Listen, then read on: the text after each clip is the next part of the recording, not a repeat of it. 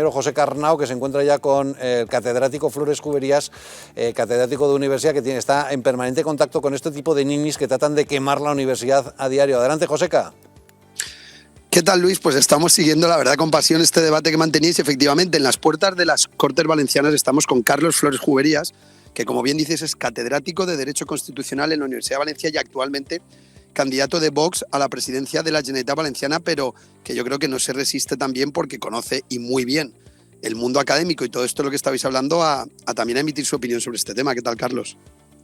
Hola, ¿qué tal? Pues encantado de estar aquí con vosotros. Pues sí, no me resisto. En primer lugar, para añadir a lo que han dicho el resto de mis compañeros, que la representatividad de estos así llamados o autocalificados sindicatos es virtualmente cero. En mi universidad, de las elecciones estudiantiles, votan pues apenas el 5% de los estudiantes y en muchas ocasiones los representantes elegidos pues tardan apenas unos días o unas semanas en despedirse de sus electores y no volver a aparecer hasta las siguientes elecciones, ¿no? Por lo tanto, la representatividad de los estudiantes reales, de los estudiantes que van cada día a clase, de estos estudiantes, es virtualmente inexistente. ¿Y su papel? Pues es en muy buena medida el de dificultar efectivamente la tarea de la universidad como irradiadora de cultura. En nuestro país todavía no ha penetrado suficientemente, o tanto como en otros países, la llamada cultura woke o la cultura de la cancelación, pero estos sindicatos están en la vanguardia de ese intento de silenciar el debate, de limitar el pluralismo, de excluir del espacio público universitario, en este caso, a quien es la presidenta democráticamente elegida de la Comunidad de Madrid. Bueno, como ven, esa es la opinión de Carlos Flores, también como catedrático de Constitucional, como persona que, como decimos, conoce muy bien la Universidad de Valencia, la universidad pública. Señor Flores Cuberías, hemos hablado antes del caso Azud y del nombre de Chimo Puig que aparece en los papeles del tesorero del Partido Socialista de Valencia. ¿Cree que todo este escándalo va a pasar factura electoral al Partido Socialista? Bueno, de entrada me da la sensación de que en este caso nos va a costar mucho menos que en otros casos famosos descubrir quién hay detrás de la X, ¿no? Quién es el señor X en este asunto, ¿no? Comentábamos antes que parece ser que algunos no aprenden de la práctica de otros de escribirlo todo, de anotarlo todo y de dejar huella para la posteridad de sus corruptelas. Estamos al principio todavía del esclarecimiento de este caso. Cosa sorprendente, porque estamos hablando de corruptelas de hace prácticamente una década que deberían de verse no solamente conocido, sino también esclarecido y eventualmente juzgado hace muchísimo tiempo. Pero nunca es tarde si la dicha es buena, y este caso parece que está a punto de explotar justo en vísperas de una campaña electoral en la que el PSPV y particularmente Chimo Puig se juega el ser o no ser.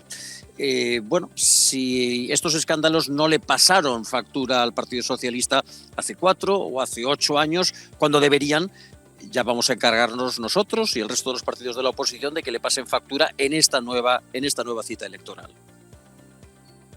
Bueno, y otro de los temas que estos días se está hablando, igual que este caso Azud, que invade un poco la actualidad valenciana y sobre todo que afecta de pleno, como bien decimos, al actual presidente de la Generalitat, es esa propuesta, que no es el candidato de Vox, Carlos Flores, que opina, del Partido Popular, que ahora dicen, debería gobernar la lista más votada, en el caso de que fueran ellos o fuera el PSOE, pero como se hace en otros sistemas, que es la lista más votada, es la que tiene que gobernar, sin llegar a alianzas, que muchas veces aquí lo vivimos, el más votado no gobierna y gobiernan otros.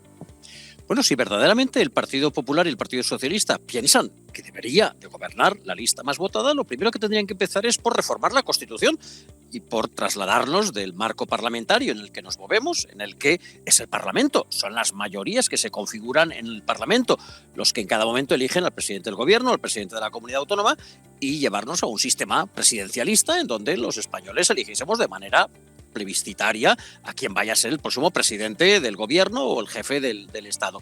Pero mientras no sea así, mientras sigamos en un sistema parlamentario, mientras la capacidad de elegir al presidente, en este caso de la Generalitat Valenciana, el día de mañana del presidente del gobierno, esté residenciada en las Cortes Valencianas o en el Congreso de los Diputados, pues será allí donde se tendrán que conformar esas mayorías. Por cierto, lo que no sé es qué interés tiene el Partido Popular en entrar en este tipo de juegos constitucionales. El Partido Popular ya ha perdido muchos gobiernos a pesar de ser la lista más votada, y en este caso, en el caso de la Comunidad Valenciana, pues podría ocurrir perfectamente que hubiese una mayoría de centro-derecha sin que el Partido Popular fuese el partido más votado.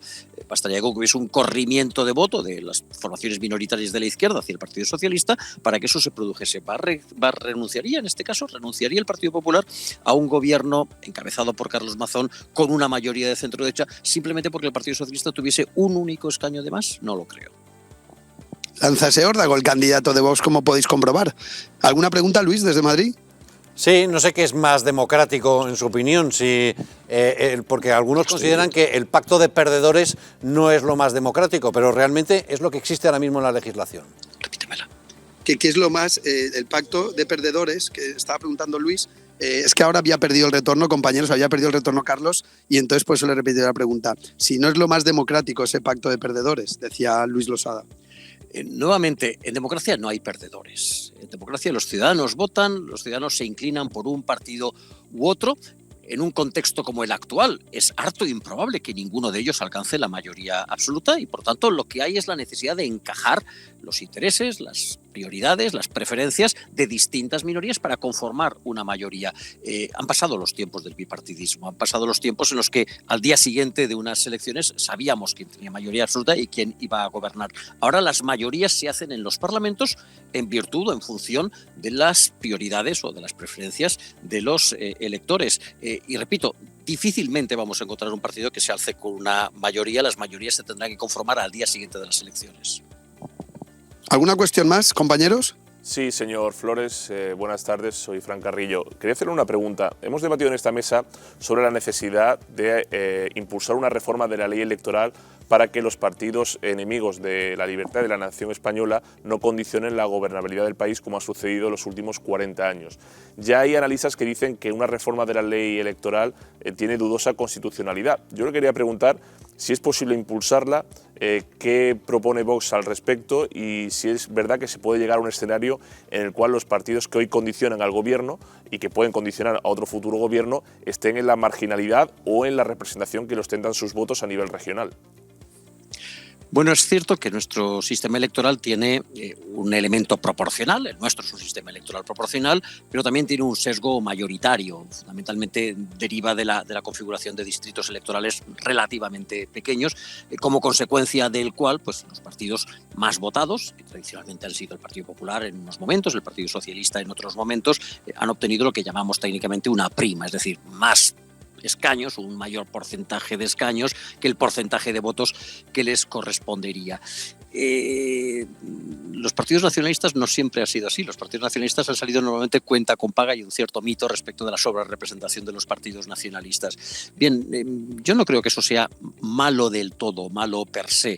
Ese sesgo mayoritario de nuestro sistema electoral ha favorecido la gobernabilidad y ha dado gobiernos estables, tanto de derechas como de izquierdas, a nuestro país durante mucho tiempo, y eso es un valor que hay que tener presente. Al contrario, en estos últimos tiempos hemos podido descubrir cómo la fragmentación del sistema de partidos permite a formaciones políticas absolutamente minoritarias que controlan un par o tres de escaños tener una influencia desmedida. El caso de Podemos es bien evidente, no es ni el segundo, ni el tercer, es el cuarto partido del país, y yo creo que su predicamento en el gobierno y su presencia en las instituciones públicas sobrepasa con mucho el voto que los ciudadanos le han dado. Por lo tanto, yo creo que habría que ser muy cautos a la hora de introducir reformas en nuestro sistema electoral que tuviesen consecuencias indeseables.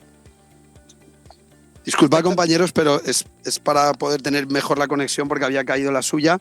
Utilizaré yo estos cascos. Adelante, si queréis hacer alguna pregunta más. Estamos en las puertas de las Cortes, que es donde teóricamente pues estará el candidato Flores dentro de unos meses, si sale elegido así por los valencianos, claro, como candidato a la presidencia de la Generalitat. Sí, yo, señor Flores, quería preguntarle precisamente por eso. ¿Cuál es la estrategia que va a seguir el Partido Popular y cuál va a ser la posición? Antes ha hablado de un gobierno, un cambio en la Generalitat con un gobierno del señor Mazón, supongo que apoyado por ustedes, por Vox. ¿Se sentirían cómodos con ese apoyo? ¿Exigirían formar parte del gobierno o exigirían algunas medidas concretas? ¿De qué medidas estamos hablando? Bueno, empezando por la primera parte de la pregunta, nuestra estrategia durante esta campaña es bien sencilla, vamos a por todas, vamos a por el voto de todos y cada uno de los valencianos. Nosotros no aspiramos a ser el segundo partido de la derecha, aspiramos a ser el primer partido de los valencianos en la medida en que tenemos respuestas a todos los problemas, a todas las inquietudes que los distintos sectores, el turístico, el empresarial, el agrícola, el estudiantil, el universitario, puedan plantear. No, repito, jugamos a quedar segundos, a quedar terceros, jugamos a quedar primeros. Si los electores no nos colocan en esa posición, por supuesto, entraremos en debate o en diálogo con aquellos partidos que estén en condiciones de formar gobierno y trataremos de encontrar un acuerdo al respecto. Nuestra única línea roja a este respecto es el respeto al voto que nos den los valencianos. Nuestra única línea roja es hacer valer el voto que nos han dado los valencianos, la apuesta de los valencianos por nuestro programa político en el momento de las negociaciones. Ya venimos en nuestra comunidad de un gobierno de coalición, tripartito en estos momentos, de 2 partidos en la anterior legislatura, en donde formaciones que no han ganado las elecciones han participado en la formación de gobiernos estables, yo diría que con no demasiada fortuna. Nuestra intención es hacer valer el voto de los valencianos y dar a los valencianos un gobierno estable de cambio y de renovación. Decías, Luis, lo de alguna medida, que ahí el candidato Flores no ha dicho nada, si pedían alguna medida, como decía Luis Losada, algo, estas cosas de no pactaremos, sí, o siempre les exigiríamos al PP de Mazón X cosa. Bueno, cuando decía que nuestra única línea roja es el respeto a la voluntad de los valencianos, al lugar en el que los valencianos nos hayan puesto, lo que quería decir es que estamos perfectamente dispuestos a ver qué parte de nuestro ideario, qué parte de nuestro programa resulta susceptible de ser integrado en un programa de gobierno y qué otra parte pues quedará para otras futuras elecciones, para otros futuros envites electorales. Desde luego hay cuestiones en las que creo que el Partido Popular y nosotros estamos perfectamente capacitados para llegar a un acuerdo en la disminución de las instituciones, en el aligeramiento, en el adelgazamiento de la administración pública, en la contención presupuestaria, en las políticas sociales. Hay otras quizás en las que el Partido Popular sea más reticente, la lucha contra la corrupción, la lucha contra la influencia catalanista, contra el nacionalismo en la Comunidad Valenciana, quizás sean cuestiones que les cuesten más de aceptar, pero estamos abiertos a un diálogo franco, a un diálogo sin condiciones, repito, en búsqueda de un gobierno de cambio. Bueno, como podéis ver, un discurso bastante conciliador el candidato de Vox, Carlos Flores. No sé si se ve como vicepresidente, como el señor Gallardo, incluso como consejero, o por supuesto aspira a la presidencia, aunque las encuestas de momento no pintan así. Esta es, se lo aseguro, la parte que menos me importa de todo este asunto. Si resultas del resultado de las elecciones me veo en una posición o en otra, intentaré hacerlo lo mejor posible, pero lo importante es el proyecto de Vox, en primer lugar. Perdón, lo importante es el futuro de la Comunidad Valenciana, en segundo lugar el proyecto político que Vox tiene para la Comunidad Valenciana y solamente en tercer lugar las personas, que no soy solamente yo, son nuestros candidatos. Ya tenemos cabezas de lista en Castellón, que es Janus Massó, en Alicante, que es Ana Vega, y yo mismo en la provincia de Valencia. Lo menos importante es la posición en la que las personas que integramos Vox vayamos a quedar. Pues señor Flores. Como ven, el proyecto por encima también de las personas, como tantas veces ocurre. Claro, y España por encima del proyecto. Señor Flores, muchísimas gracias. Joseca, gracias, un abrazo. Muchas gracias, un abrazo.